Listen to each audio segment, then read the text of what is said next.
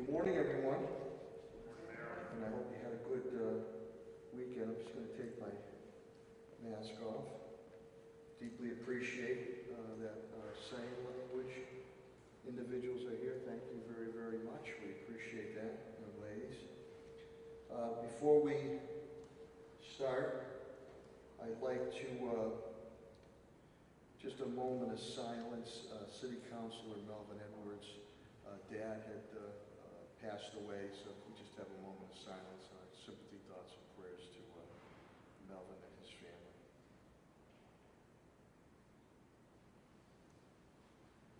Thank you very much.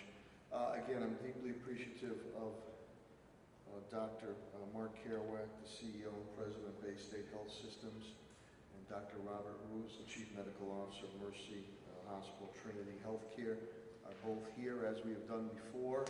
We will do again.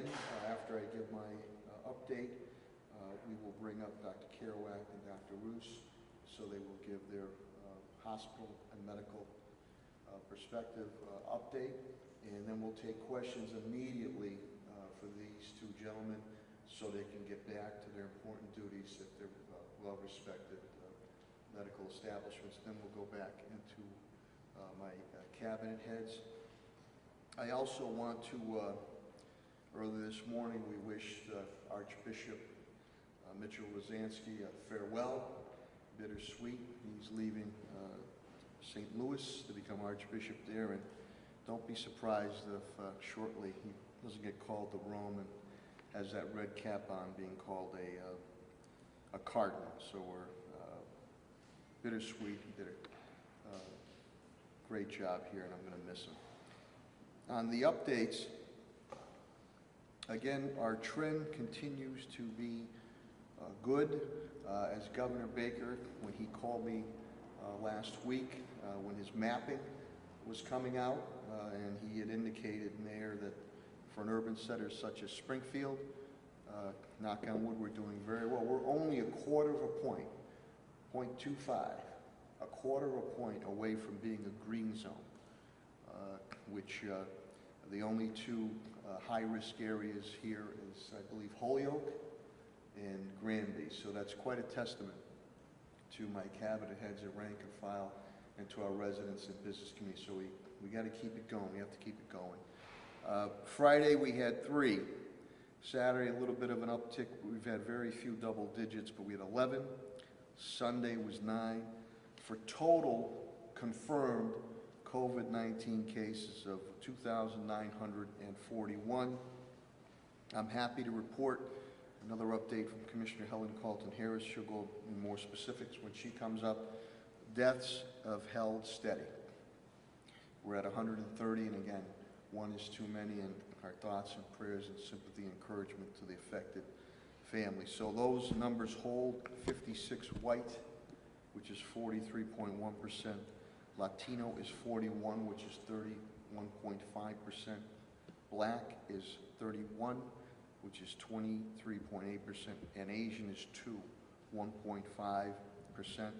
The long-term care number holds at 57, and the residential deaths hold at 73. We continue with our senior meals and outreach. We're nearly about 15,000 meals have been delivered and served to seniors who have requested in need of meals. And we continue with our outreach with the arts and craft distribution that continues on. Commissioner Helen Carlton Harris will update you. She is setting up even more and working with the state, DPH, and Governor Baker. Numerous more testing sites are going to be set up.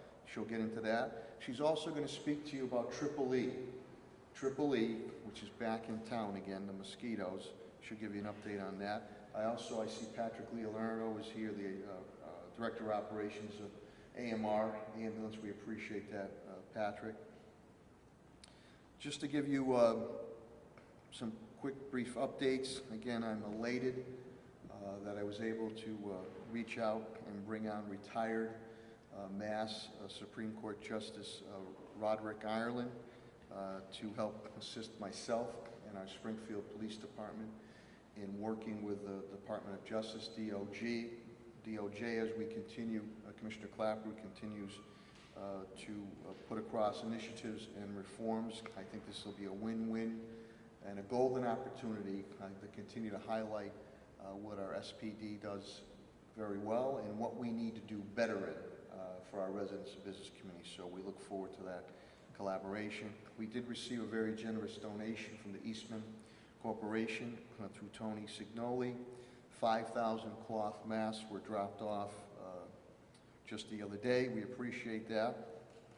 We also on FEMA grants, and I want to thank Congressman Neal and my city team, about $550,000 to repair the culvert at the South Branch Parkway. This was hit during the 2011 tornado. This is again pre-disaster mitigation funds, and that's a testament to Pat Sullivan and the rest of the team, and Timmy Sheehan, Tina Quagliato, Sullivan, being proactive, and this is preventative money. As I mentioned, Governor Baker, we are 0.25%, a quarter of a point away from being a green zone, which is quite a testament for an urban center. I'd also like to make mention that two things on the police front before I go direct police update. Drag racing. We continue to have our units out there, and not only in the north end, but in the south end and other areas of the city. And 8 arrests were made pertaining to that. We're going to continue that crackdown on it. But I have to tell you something. COVID-19, other things, this sense of lawlessness has to stop. And if you're not going to stop it, I'm going to stop it with our police department. And I need our courts to help us out. And when I talk about this sense of lawlessness, about respect, the drag racing, and I'll go into it in the police report, this is very dangerous.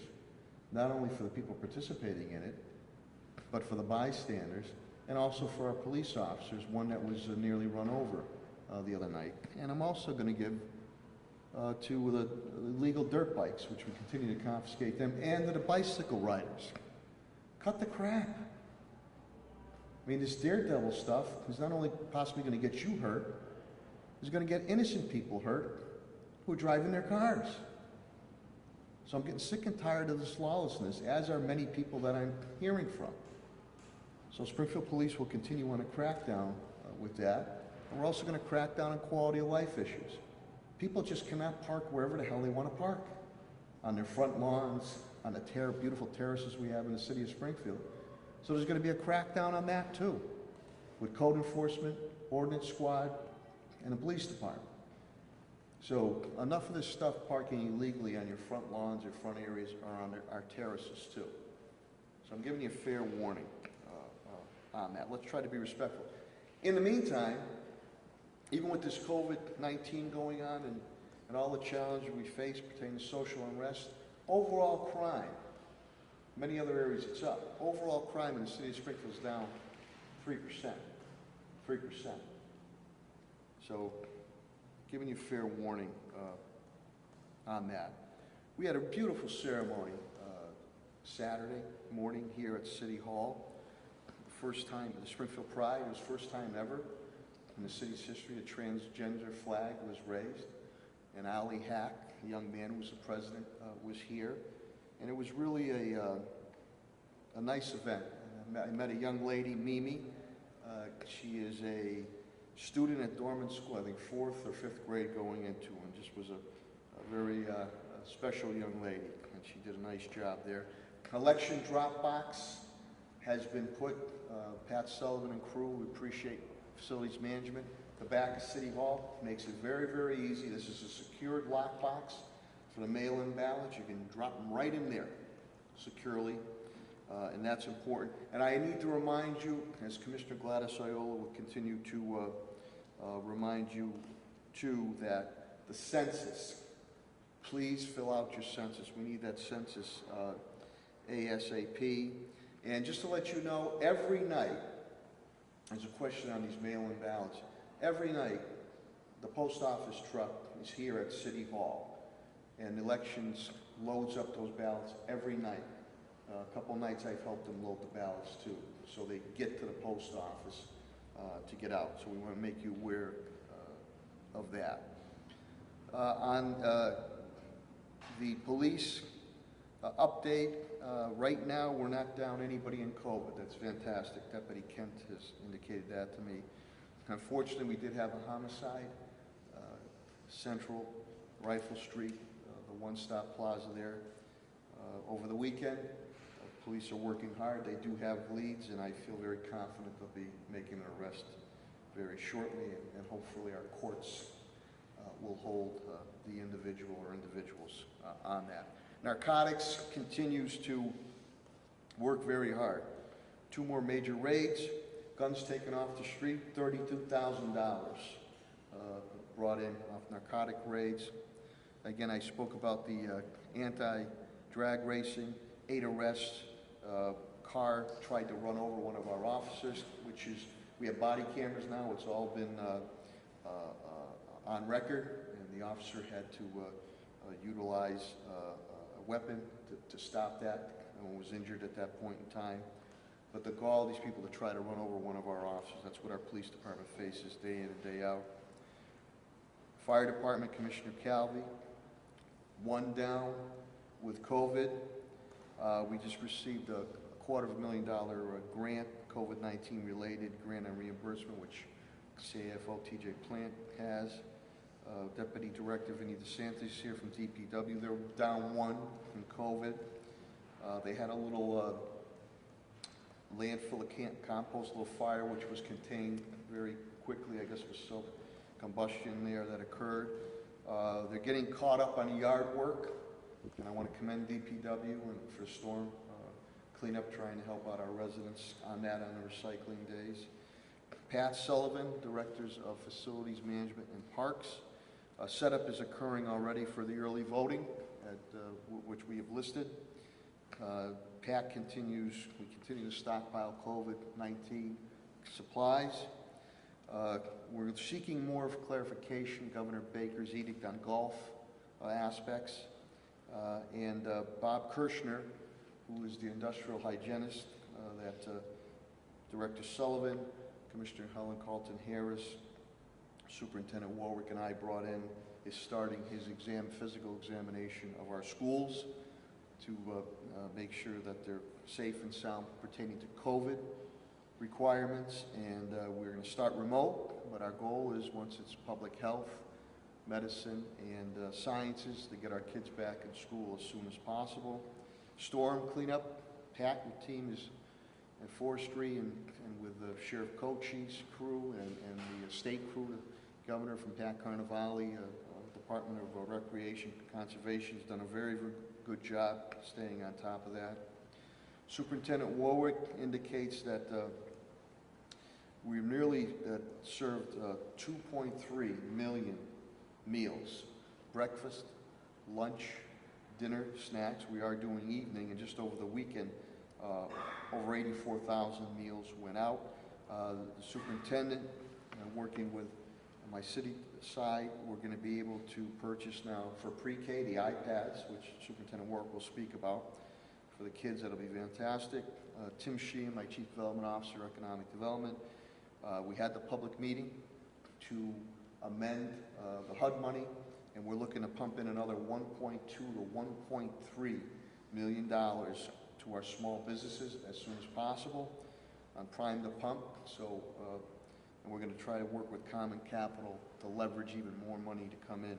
So when you total that up, and Timmy will speak about it, besides the $2 million for our residents to pay mortgages, rents, and utilities, we're probably nearing with this money over $3 million. So we probably put out $5 to $6 million grants, straight grants, to help our small businesses and residents survive and stabilize. On the financial front, my CAFO, TJ Plan, indicates about $8 million in COVID-19 relief we've spent. For FY21, this current budget year, we are down $547,000, and we've lost about $5.4 million in lost revenue.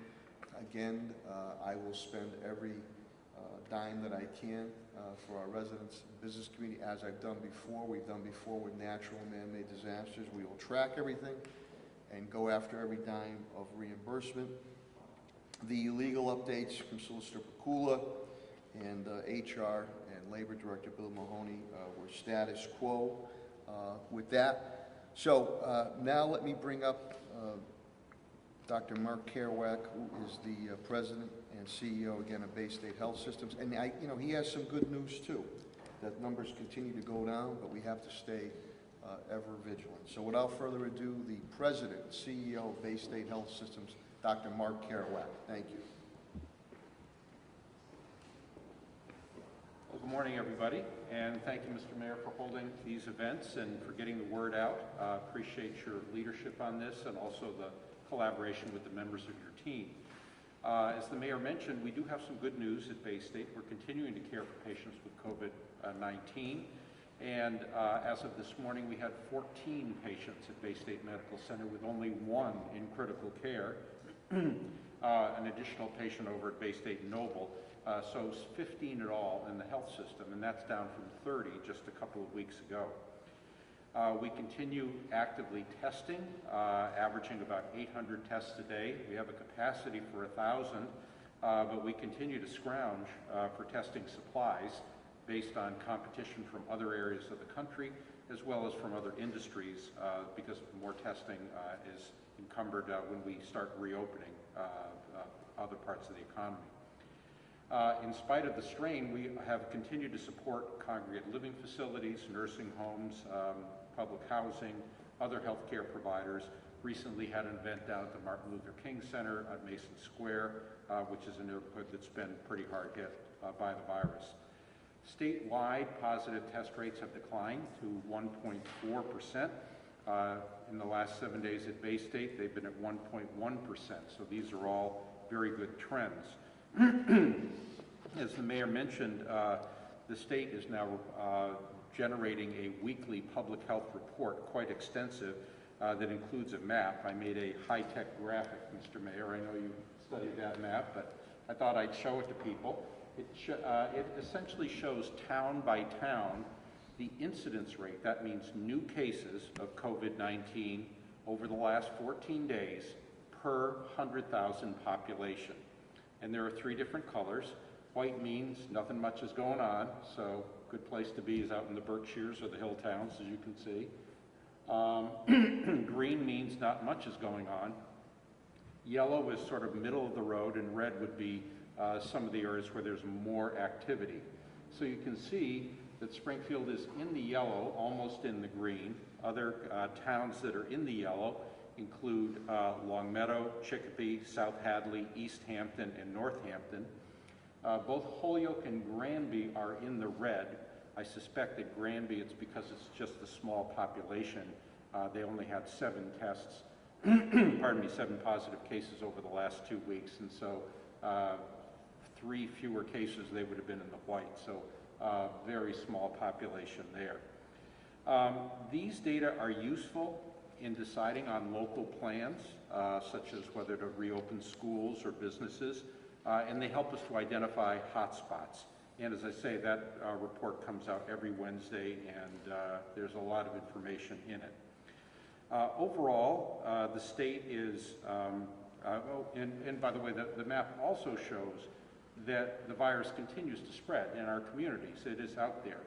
It's only as a result of active efforts on the part of everybody that we've been able to keep it at low levels. And as the Mayor says, we're awfully close to even being in the green zone. So my hope is that we can continue to knock things lower, and which would enable us to be successful at reopening schools and businesses sometime down the road. Overall, the state is doing well in terms of the measures they follow, such as test positivity rates, hospitalizations, capacity for testing, and the effectiveness of contact tracing.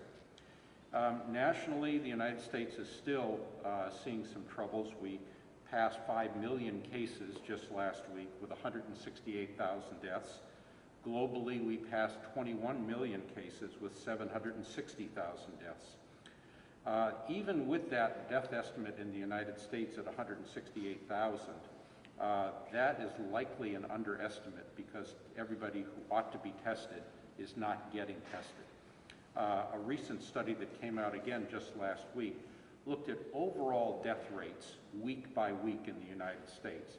And in the pre-COVID era, that was a pretty flat rate, not much change from week to week over the course of the year, except when flu season came, when you'd see a little bit of a hump.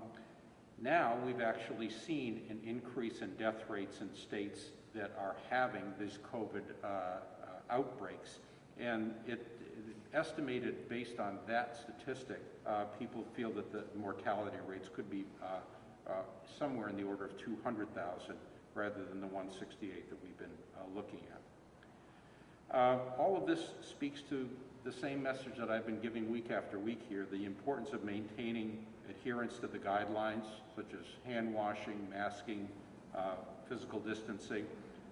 Any of these little simmering areas in the communities in our neighborhoods could get out of control if we decide to give up on these. And so it's important for all of us to continue to do our part.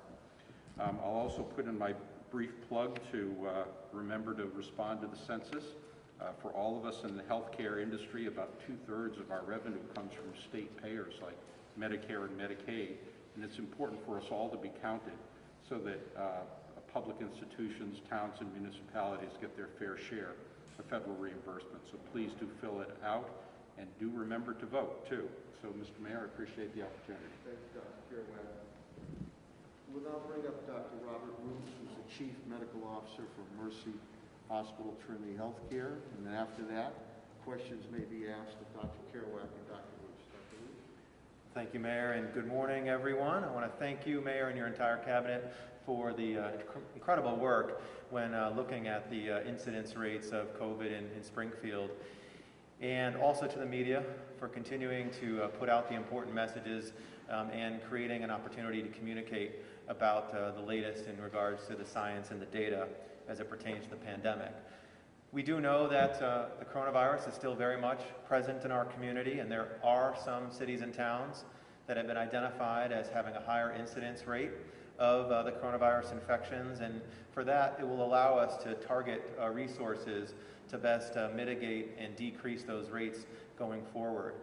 I'm also extremely heartened and proud not only of the way that we've responded over the last several months to this pandemic, but also because of the work that we're continuing to do to keep the virus at bay. And so good news in many, many regards today. While the total number of infections across the country has approached and largely is underrepresented at the total of about 5.5 million, the United States also has a test positivity rate of about 8%. But here in Massachusetts, and particularly in Western Massachusetts, we've shown that a science and data-driven approach, along with everyone in the community adhering to the public health recommendations seriously, in fact, does work. And here in Massachusetts, as we know and was reported, we have our lowest test positivity rate as a Commonwealth since the beginning of the pandemic at 1.4%. That shows clearly that if we are cautious and data-driven in regards to reopening and vigilant in regards to maintaining ourselves, our behaviors, and our actions to continue with masking, hand hygiene, and physical distancing, we can not only support each other's health, but we can also safely support the livelihood of our community and reopen successfully. This week, accordingly, the report from Mercy and throughout Trinity Health is one that's full of gratitude for that good news. I personally continue to be impressed by our colleagues in the hospital, our physicians and providers, our nurses, and all of the related departments that contribute to the patient care and taking care of people and working every day to ensure that we provide safe care. I also want to recognize our pre-hospital providers, our EMS, our first responders, public health officials, and all of our partners who are not only making a huge difference in protecting our community from COVID, but also to showing the community that they can trust the services that they receive and the care that they need. Our numbers at Mercy have remained low over the course of the past week, and our trend is also moving in the right direction. As of this morning at Mercy Medical Center, we have 4 confirmed positive COVID cases, with 1 in the intensive care unit. And after having performed now more than 32,000 tests in total, our test positivity rate has also trended down and is at 1.4% over the last week, after having increased to closer to 2% in about several weeks ago. And so I remain very grateful to everyone for their work in remaining vigilant.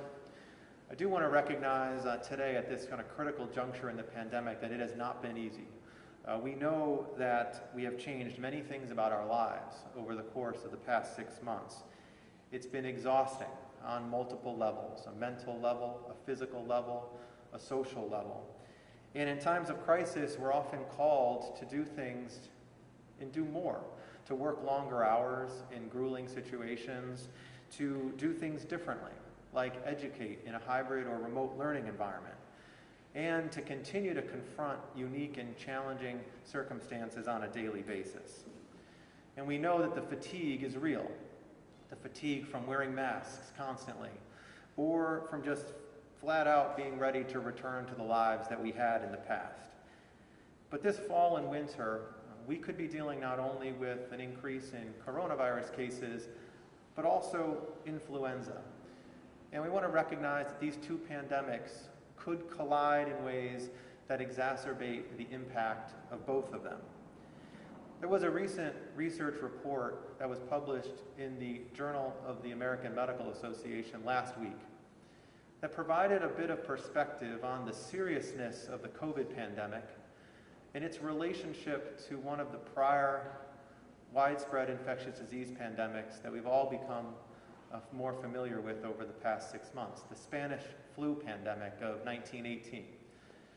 And this study looked at the excess mortality and the deaths that the Spanish flu contributed to in 1918 in the city of New York City, and compared it to the overall population at that time, and then looked at the deaths related to and the excess mortality from COVID in early 2020 relative to the population.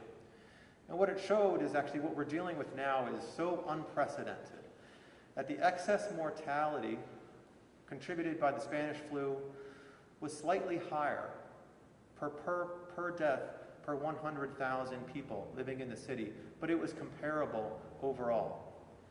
But what was striking was that the increase in excess mortality caused by COVID was about double that from the Spanish flu relative to mortality rates pre-pandemic. So we're dealing with something now that literally has not been dealt with in 100 years, in a pandemic that's been etched into our history books and one that has informed public health and infectious disease for generations to follow, is now something that we are dealing with and we know is going to impact life for generations to come. And that's why when we think about the focus now at this key moment, we have shifted to what's going to happen in the fall and the winter. And we're focusing not only on reinforcing the gains that we've made and celebrating those successes, but also maintaining our resolve for what could be the long winter, so to speak. At Mercy, we're doing that in the following ways. First, we are bolstering the safe care we continue to provide for both COVID and non-COVID patients, and we're maintaining the policies and procedures that we put into place throughout this pandemic.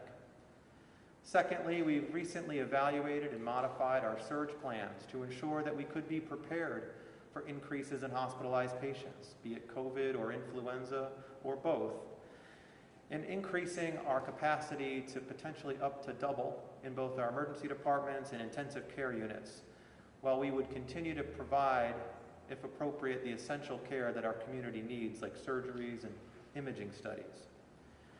Third, we're working daily now to ensure that during this slower period, we build up the resources that we might need in a period when the pandemic increases. Supplies like PPE and testing kits and reagents. We've been fortunate to have enough PPE throughout the pandemic, including masks, N95, gowns, and gloves. But we know that now the demand for testing kits and reagents has become much more limited. As you know, adequate testing with both accuracy and reasonable turnaround times is critical to stopping or slowing the spread of COVID. It's critical to identifying individuals who need to be quarantined, as well as the successful ability to contact trace. At Mercy, we still have a small capacity to be able to do tests, a molecular test where we can have a turnaround of an hour or two. That's really focused on patients that are in the hospital that need care urgently. We continue to have testing resources to be able to do several hundred other tests, up to about 400 to 500 per day, with a turnaround of 8 to 24 hours. But I concur that our ability to continue to perform more tests than that, without sending some out to reference labs and having those increasing turnaround times, is becoming ever more challenging on a daily basis. And as a country, we are still well behind where we should be in terms of supplies, and it makes it more difficult for them to come by. Lastly, right now, I just want to mention that we are continuing to bolster the strengths of our colleagues at the hospital and building resiliency for what we know is going to be a long foreseeable future with COVID. We're all experiencing some level of fatigue, whether it's PPE fatigue or what some people have called pandemic exhaustion. We know that some people may be feeling more stressed or anxious or even depressed. And at Mercy, we think now is the right time to really be doubling down and reinforcing our efforts to build not only direct assistance, but also building resilience for the future. So we've created space in the hospital for colleagues to go if they need a moment to themselves and create some mindfulness. We have teams that are now going directly to the units on multiple shifts to provide support and do workshops to build resiliency. At this point, after this initial surge, we've done a tremendous job in taming the spread of the virus, but now is the time for us to be vigilant, lay the foundation, and create the reserves to be ready to fight the fires again if they were to resurge. So I do want to thank everyone for their efforts, from teachers to parents to the media, restaurant business owners, and workers. It's often been said that healthcare workers are on the front lines.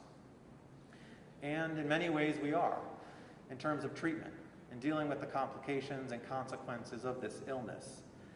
But in reality, if you think about it, with a public health crisis like this, where the prevention is what matters, you are truly the front lines, because you have the power and the ability to prevent the infections, to reduce the transmission. We, as healthcare providers and hospitals, are not really the front lines at that point, but the last lines of defense. The more that we can do up front, the better. We'll continue to be here for you and prioritize your safety and well-being. I will leave you with the same thoughts we have reiterated week after week. Please, for yourself, for your loved ones and families, wear a mask. And we've learned there are some that are more effective than others. Sanitize your hands. Be mindful and limit your travel. Keep your physical distance from others. And be cautious about where you go and who you interact with. These actions do work. We are seeing their results. And as we move towards the fall, I will add one more. Be sure to vaccinate yourself against the flu when it's available. Thank you. Thank you, Dr. Roos. Dr. Kerouac and Dr. Roos now have a question until the next 6:22. Mr. Rasmus, Paul Farmer will do that. So any questions on the doctors, Bailey? There's that new saliva test out by Yale. Could that be used here in Western Massachusetts, and could it increase testing capacity around here? I'll just comment briefly that from what I know about that test, we do not have the equipment that is necessary to be able to run that test within our laboratories at Mercy Medical Center. So we'll continue to evaluate if that's something that we can bring in, but in the moment, that's not something we can utilize here in this community. Yeah, and I think the only thing I'd add to that is we always need to take a look at what's the true positive rate, the false positive rate, the true negative rate, the false negative rate. Something that performs less well on those would be good for mass screening, but not good for the sort of things we do in the hospital. Any other questions?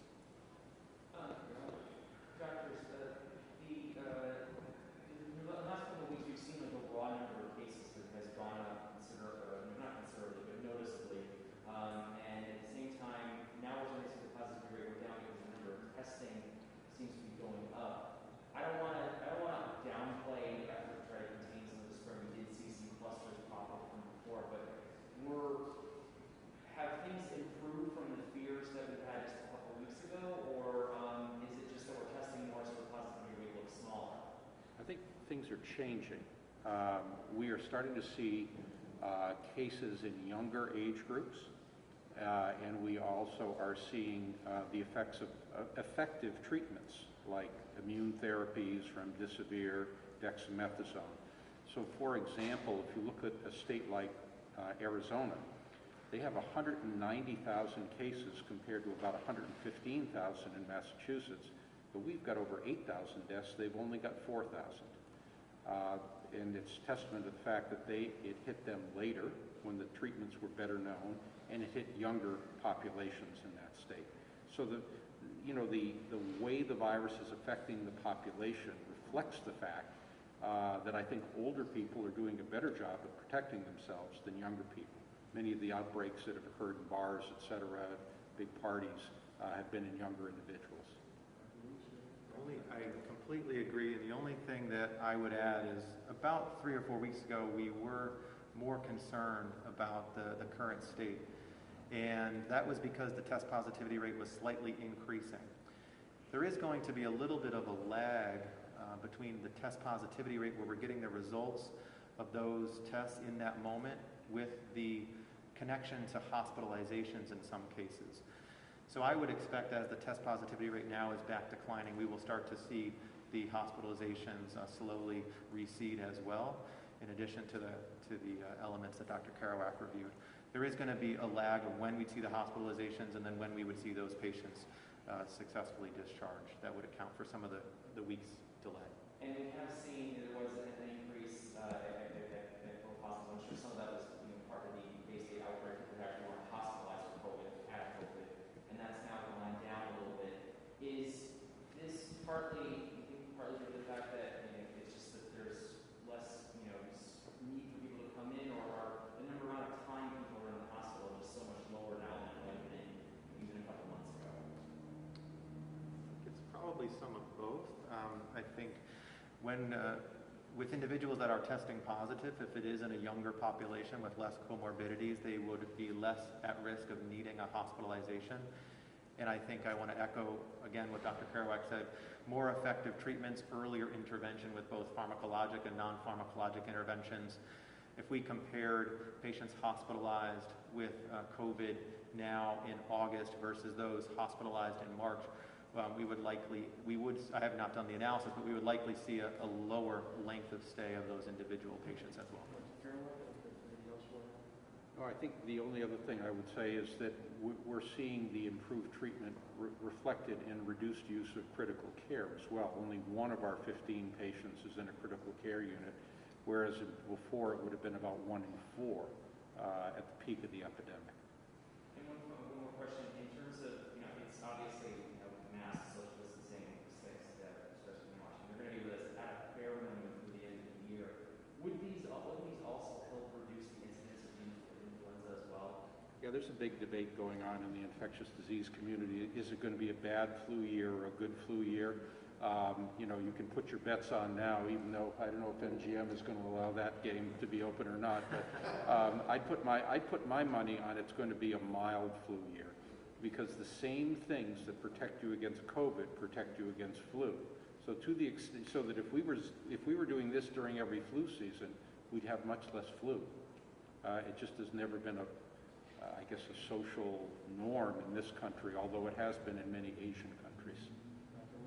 I agree, and I think that we would likely see the same impact in the reduction and transmission of flu based on the same principles, and hopeful that we'll be optimistic and have that happen. Does not mean you shouldn't get your flu shot. Exactly. That was a good question. Paul? Yeah. Some colleges in the area are going to be bringing students back on campus in a matter of a few weeks. Have the hospitals had any discussions with the colleges about their plans for testing, contact tracing, what they're going to do if they are going to have cases? I don't think there's any doubt about that, but how they're going to respond to this. Yeah, I've had a number of informal conversations with college leaders, boarding school leaders, school officials, etc.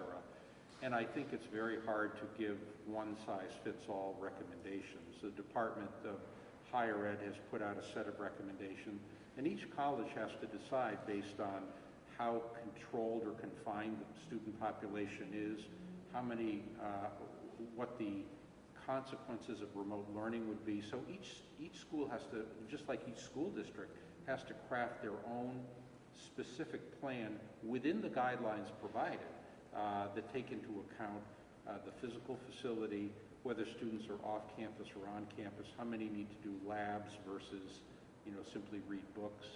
So I think it's really hard to do a one-size-fits-all, but of all the folks I've spoken to, they have really taken a very thoughtful view of things and have developed plans that are appropriate, I think, for their areas.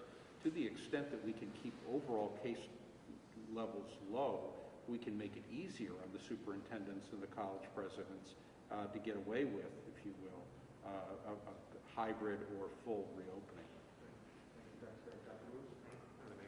Commissioner Carlton Harris has also been in discussion with the college leaders, Springfield-based college leaders.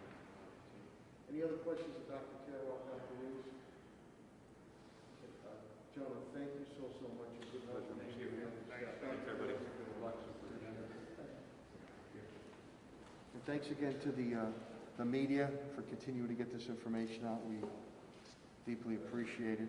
We'll now go into the city portion update, and we'll start with the public health and safety first. And my point person, she's done yeoman work, has been the Health and Human Services Commissioner of the City of Springfield, Helen Carlton Harris.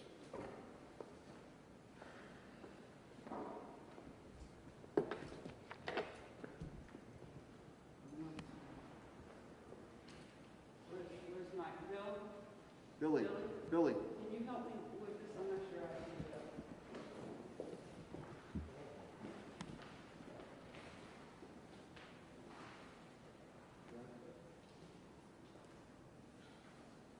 Billy and I are like the band of white for color.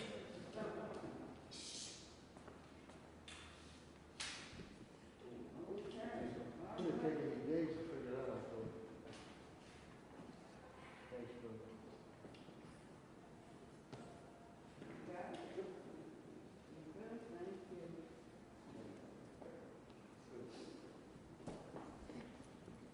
Thank you. Mayor, again, thank you for your support. Very appreciated. Over the past week, there have been tremendous strides made in testing in the city of Springfield. To date, we have had the ability to expand our testing capacity enormously. Testing has been done at several sites, the South End Middle School, Zanetti, Kennedy, Martin Luther King Community Center, New North Citizens Council. Although we have done testing at multiple sites, we have tested over the past week 432 additional Springfield residents in our community. And that's important to acknowledge because prior to testing, our positivity rate or number was 37. This past week, it was 53. However, it's important to acknowledge how many, that's 16 additional over a week, but we have tested during that week 432 individuals, and so that is really important. We will be standing up testing this week, August 19th, August 21st, August 26th, August 28th, September 2nd, September 4th, September 9th, and September 11th. It is important to say that because those dates are concrete. We do not yet have the sites. I've also been told just a few minutes ago from Patrick Leonardo that AMR has also been confirmed to be able to do testing for the city.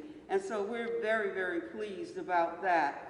We, as the city of Springfield, you've heard from Dr. Kerouac, are yellow. And so that means our prevalence rate is 4 to 6 cases per 100,000.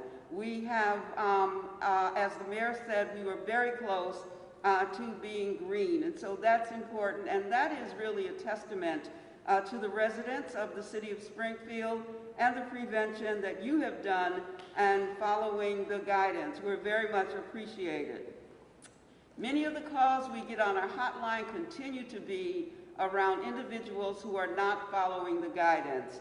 Every day we must get at least 20 calls telling us about a case or an incident where an individual has seen someone in a particular venue who is not following the guidance. We once again ask you to follow the guidance and understand that there are residents out there who are being vigilant and who are paying attention to who is wearing face coverings and who is not. And they're doing that to protect your health and protect their health. We appreciate the cooperation that we've gotten. We would appreciate that we continue to have the cooperation of the public. We still have a mask mandate for the public. Remember why that's in place. Remember what that is. If you cannot socially distance from someone for 6 feet, it is important that you have a face covering on. When you are walking down the street with individuals that you don't know and who are not a part of your family, or you don't know where they have been, because remember, the virus is spread by droplets and there is still community spread out there. So please continue to be vigilant. We are most appreciative of the numbers that we're seeing. However, we do want to get solidly in green, or the best case scenario, be in a white zone where the virus is not detectable. Contact tracing is still one of the cornerstones of our public health response. Please remember to respond and give the information to who you're talking to. And if you are COVID positive, please continue to isolate yourself. Isolate yourself. That's important. And make sure those around you who have been exposed are quarantined. Travel orders are still in place. They're in effect for the Commonwealth of Massachusetts. It is important to acknowledge that if someone is coming from out of state, again, they either quarantine for 14 days or they have a negative test. Rhode Island, as you know, has been added to the list. The rest of the United States is on that list. And so remember, that's really important. I would recommend, if you're planning to go out of town, please schedule your COVID test before you leave, so that when you come back, you can get the test immediately and immediately be ruled out and go back to work. Gatherings. Outdoor gatherings, as you know, has been reduced from 100 to 50 outdoors and remains at 25 indoors. The colleges, as the mayor said, we are working with all of the colleges. What we will wind up doing is developing memorandums of understanding with each of the Springfield colleges. What that means is the colleges will tell us how they are going to operate, and then we will talk about how we will partner in terms of, if a college student is positive in the city of Springfield, that report will come through the MAVEN system and will be contact traced by our department or by the college, should they choose to do that. So we are developing memorandums of understanding with every college who is based in the city of Springfield, so we know exactly how each one of us will behave should there be an outbreak or a cluster. That's important because contact tracing, the colleges will know how to do that. They know who's in that environment. They will know who that student has come in contact with. They will know all of the dorm if that individual has stayed in a dorm. So some colleges will do their own contact tracing. Others are asking us to assist, but we will work in partnership with our colleges. The colleges, the students will be using Springfield addresses, the address of their college. So again, those will be numbers that will be reported to the Board of Health. We are continuing to advise each other around the students coming back on college campuses. So we're working with our colleges. We've gotten great cooperation from every one of the colleges in the city, and I am extremely glad and pleased that our staff has reached out in a concrete way. Springfield has been moved to the moderate risk category for Eastern equine encephalitis, EEE. It is a rare but very serious illness that can cause death in people of all ages. It is transmitted by mosquitoes who carry the virus. The personal protective equipment for EEE is using a EPA-registered insect repellent, wearing clothes that cover your skin, ensuring that your window screens do not have holes in them or that mosquitoes cannot get into your home. Keep your screens in good shape. Discard standing water that might be in tires, that might be in buckets, flower pots, planters, toys, or any place around your home where you see standing water. Please discard that. That's going to be very, very important. Again, I've told you that the State Department of Public Health has mosquito traps that are around the Commonwealth and the city of Springfield. They take the mosquitoes out of those traps, test them, and to learn the prevalence of EEE or West Nile virus in our area. And so we are at moderate risk in the city of Springfield. I would ask that you keep that in mind, and please take those preventative actions. Flu season. You've heard a little bit about flu season from the two doctors, and I am very appreciative.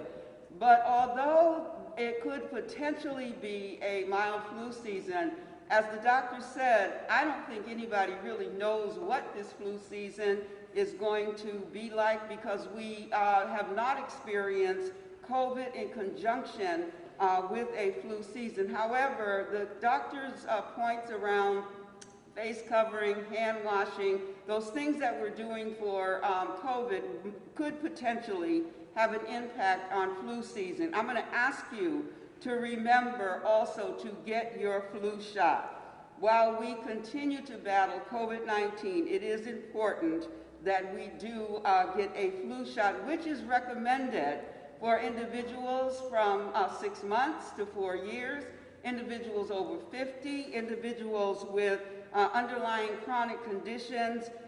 If you have any concerns about whether you're high risk and need to get a flu shot, please go to the CDC website, DPH's website, or the City of Springfield's website, where we will have information for you. It is, we are entering a very new phase of coronavirus. We are getting ready to go into the fall. Combined with flu season, we understand that this is a very difficult time for our residents. You have cooperated tremendously, and I know sometimes you get tired. I think that the doctor said it well, that making all of these sacrifices in terms of not being around your families, not being able to hug your loved ones, not being able to have a newborn in your family and be able to hug that newborn, not being able to have homegoings or funerals where you can have the whole family there. Recently, one of my cousins died, and it's 12 people on one side of the family and 12 people on the other. They could not go over that 25 internally for the funeral. That's very, very difficult. Families who are hospitalized cannot be with their loved ones at very critical times. We know the sacrifices you all have made, and we are appreciative of it. But please, we ask you to continue to stay vigilant. Do your best to put on your face coverings. Use the hand hygiene, social distancing. If you have COVID, stay isolated. If you have told that a loved one has COVID or someone in your sphere, please stay quarantined. And do, if you travel any place that is a high incident area other than those New England areas stated, please get a COVID test. We are on the edge of making tremendous stride, continuing, and I appreciate, as I know the mayor always says, we appreciate the resiliency of the city of Springfield. We're in this together, and we're going to get through this together. Thank you.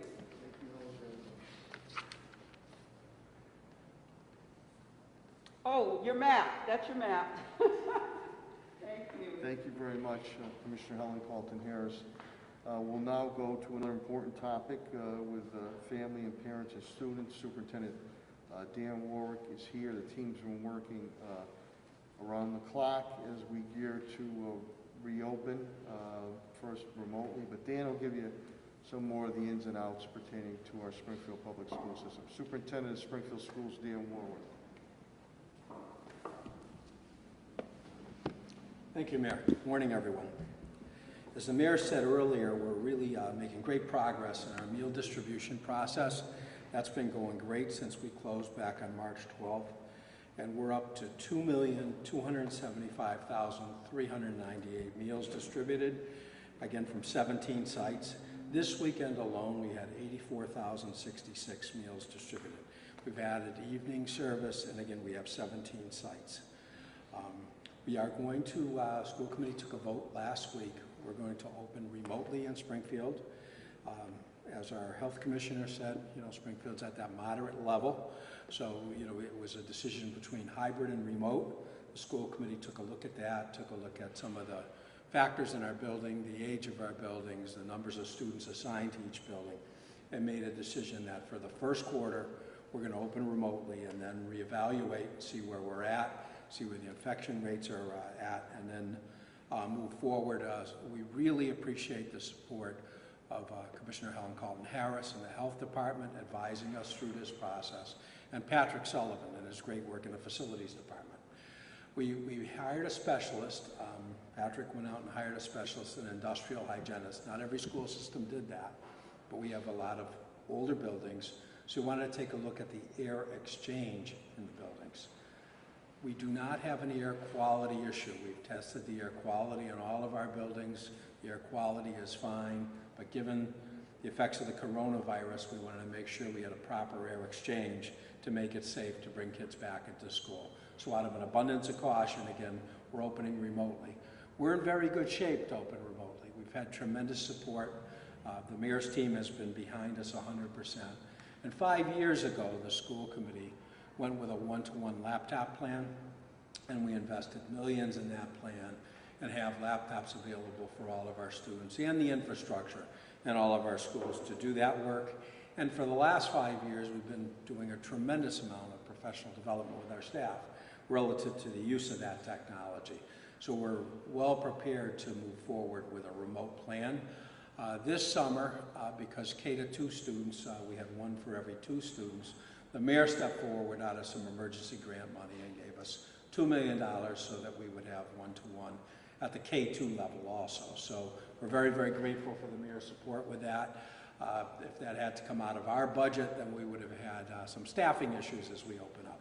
So very, very grateful for that. Mayor also stepped up with the increased costs of PPE so that we didn't have to take it again out of school funding, and has provided $3 million worth of PPE, so we will be ready when we open. And I'm very, very grateful to the mayor for his constant support. This week we're going to have our summer school graduation. We finished summer school over a week ago, and we have a summer school graduating class every year where a lot of our students had an opportunity to make things up. We did that remotely. That went very well, and again we'll be having that graduation on Focus Springfield Wednesday evening. So things are going good. We again are very, very grateful to the city departments that have supported us through this process. We're going to be in the process of providing 15 days of professional development when our staff returns, and the staff, actually our counselors and ETLs and ILSs came back today, and next week a lot of our teachers, we have a whole week of professional development before school opens, unlike most school systems that don't have that kind of time. But in addition to that, the school committee voted to add the 10 days extra the state provided for extra planning, professional collaboration, so that we can execute our remote plan efficiently. So we're excited about that. During that time, the staff is going to reach out to our families and reconnect after the summer. So for our families, they can expect to get calls from the school as they did last spring. We're also going to be making laptops available to any student or family that hasn't taken advantage of that yet. And again, looking at that distribution process and then that reconnection with our teachers. So that's all I have for this morning. Thank you, Mayor. Thank you, Superintendent Warwick. We'll now go to the public safety update, and we'll start first with the Springfield Fire Commissioner Bernard B.J. Calvi. Commissioner Calvi. Good morning, everybody. Thank you, Mayor.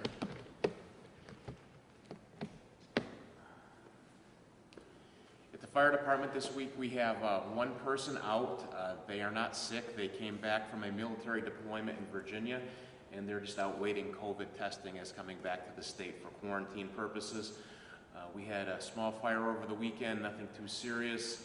The fire department's in good shape. We received a grant from FEMA, which was a add-on grant under the Firefighter Assistance Program to help pay for the outlay of protective equipment that we purchased as the pandemic was starting, and then enabling us to purchase additional protective equipment to prepare for a second surge if one was to come. That grant is just shy of $250,000, and we've been in contact with the CFO of the city, and we're getting that all planned out as to pay the bills that we had come in under deficit spending and get ready for the future.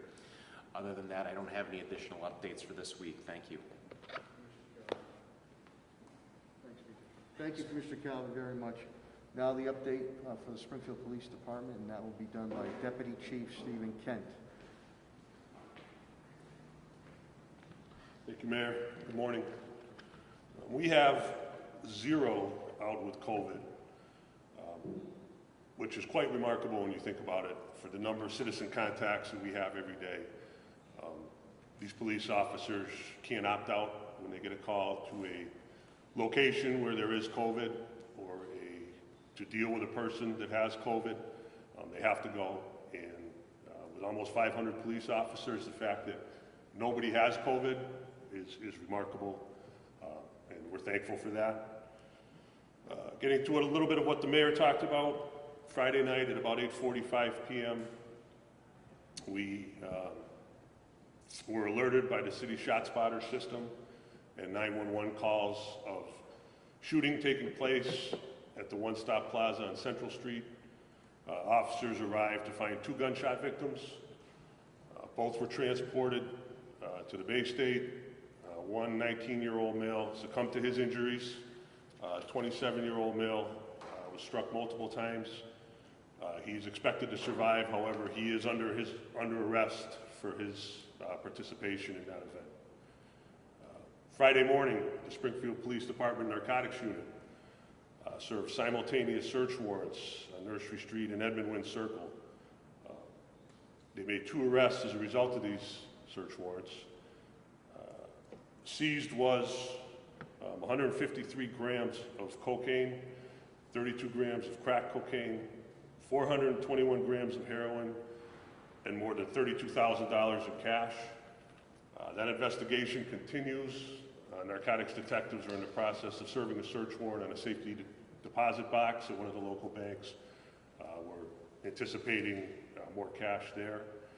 Also seized in this, as a result of this investigation, was a loaded firearm, magazines and ammunition. That was the 9th firearm seized by the narcotics unit, solely by the narcotics unit, in 7 days. When we talk about that, and we look across the country and we see the level of violence that has spiked over the past few months, we are at the exact same number of murders, 12, not that that's a good number, and that's not that we wouldn't like to see that number to 0, but we're at the exact same number of murders at this time this year that we were at this time last year. And I think a big reason for that is the fact that not just the Narcotics Bureau, but other units are actively seeking out armed persons, and they're seizing guns almost daily. off our streets. And I directly attribute not having a spike in our murders to those seizures. Regarding the drag racers, we had 2 anti-drag racing details going after midnight on Friday night and Saturday night. Again, we had 8 arrests downtown, North End, and the South End, which has seen a recent spike in activities at the Antonios and the Sunoco. 1 officer was struck by a drunk driver, received head injuries, was treated and released, and is recovering at home. Another officer and discharged his weapon after an individual in a motor vehicle drove directly at him. We have that incident on body cameras.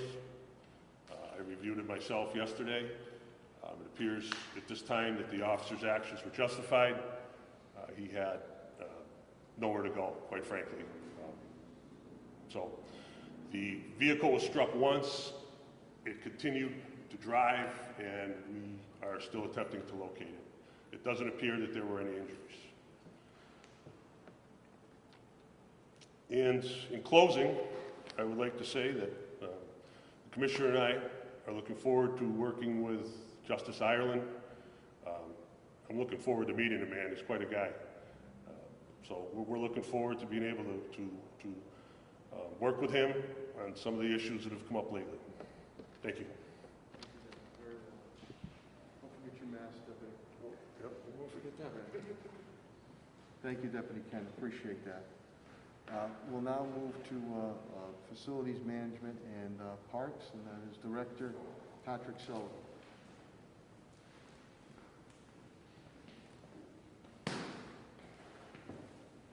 Thank you, Mayor.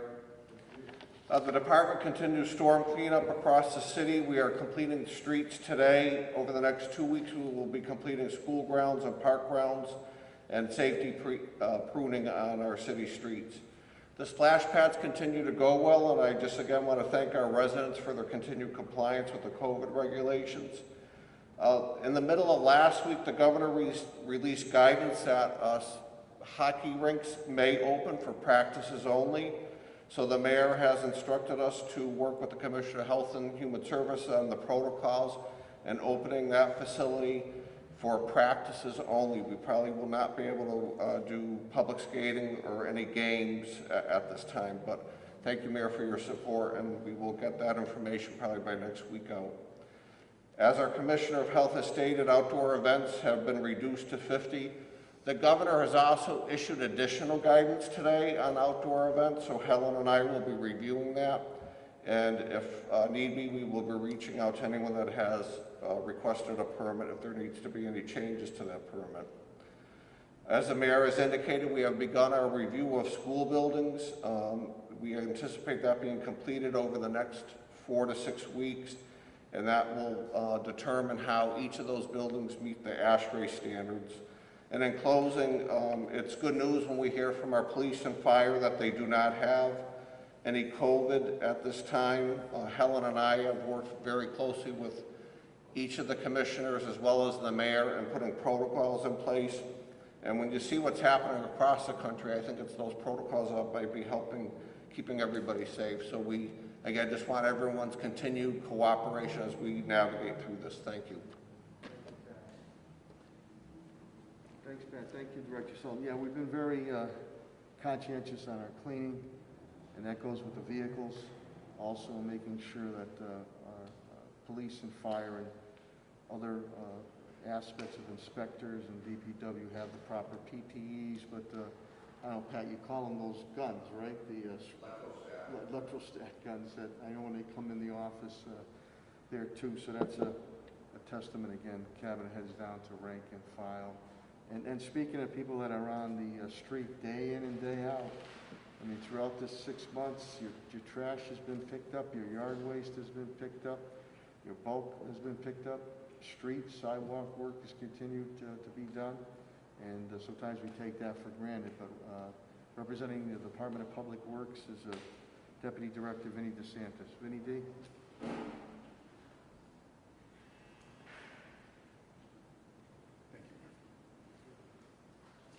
As Mayor said, our daily operations, they continue to go along with no snags.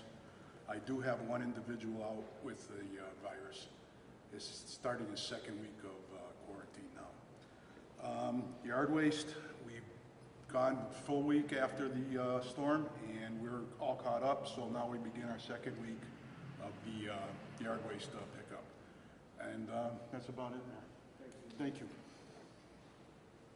Thanks, Vinny. Thank you, Deputy Director Santis. We'll now, again, Springfield's in the business of doing business, and Chief Development Officer Tim Sheen and his team, they've done a tremendous job priming a pump, pumping money out on the street to keep our businesses surviving and hopefully stabilizing. So without further ado, the Chief Development Officer for the City of Springfield, Tim Sheen.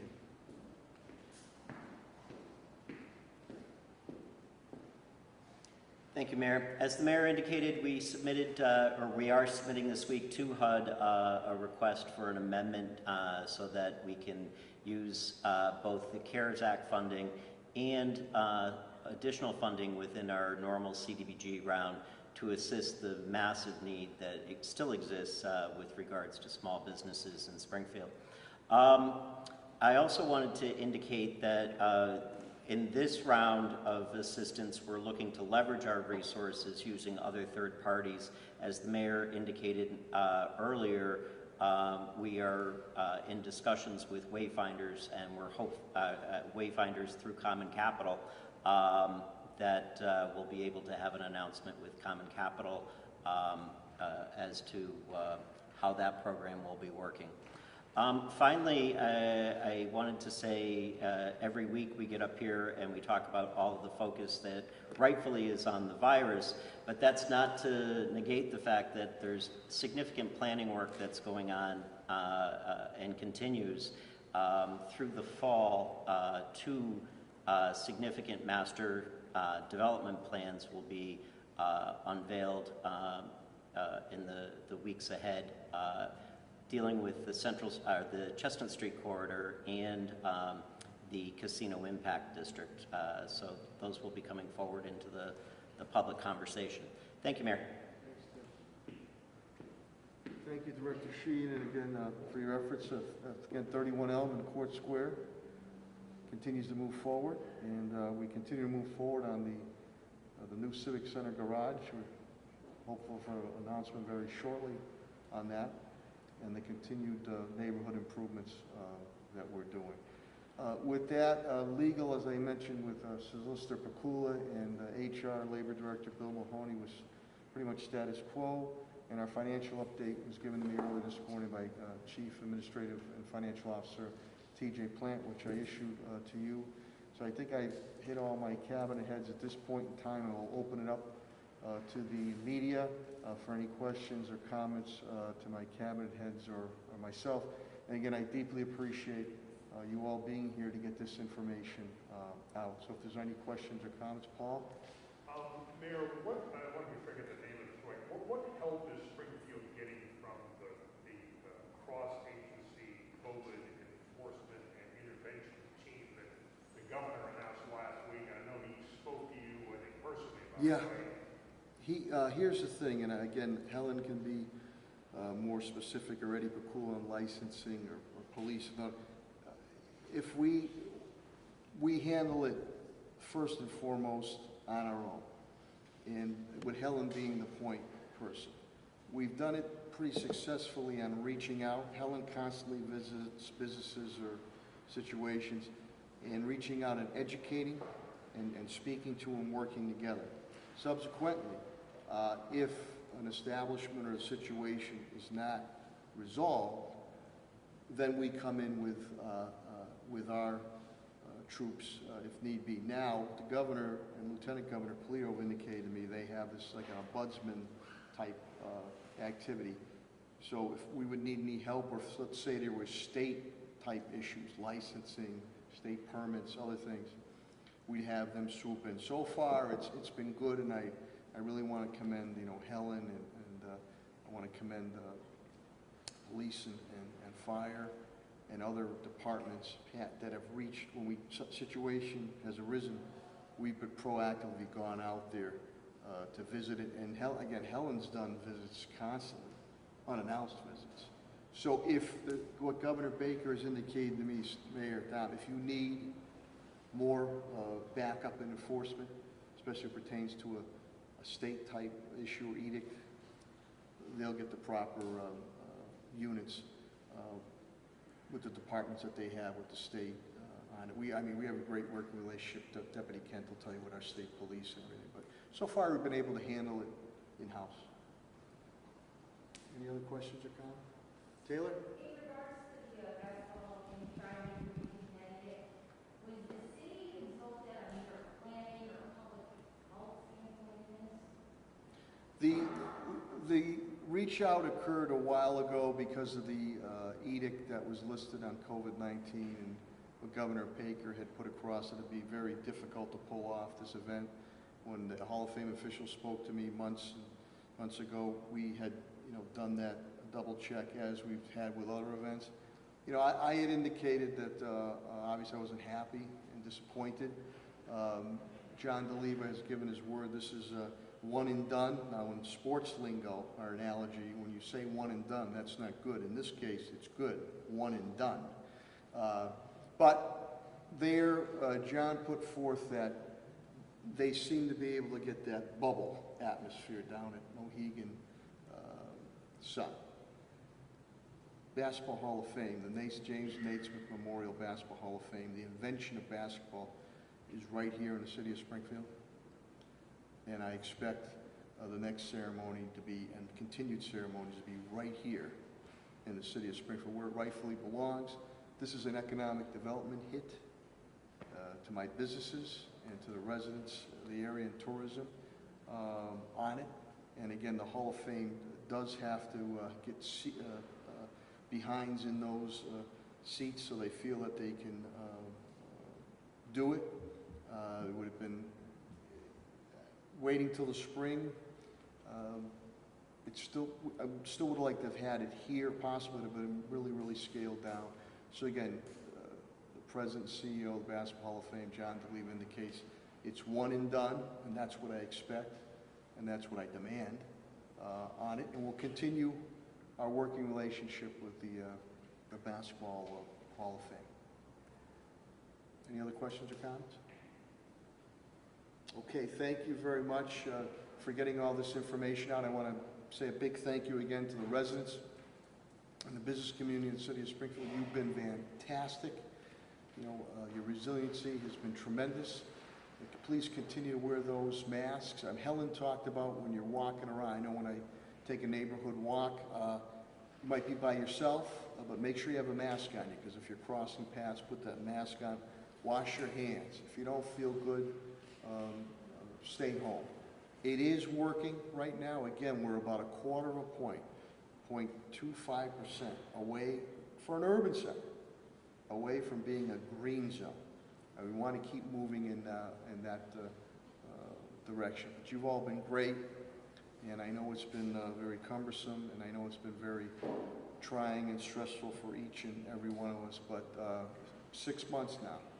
And think of where we were and where we've come and where we're going. So just please hang in there, and I appreciate the patience that you've shown when it comes to city operations that continue to move forward. Please fill out your census. Please, please, please. If you don't count, and you won't count. And please, again, we're all set to go on voting if you want to vote in person, which I will do, but the mail-in voting they're going out every night. We have a drop box, locked drop box. So please, no matter which way you're going to vote or what issue you're going to vote on, get out there and vote, and we'll go from there. Good health, and God bless. Thank you.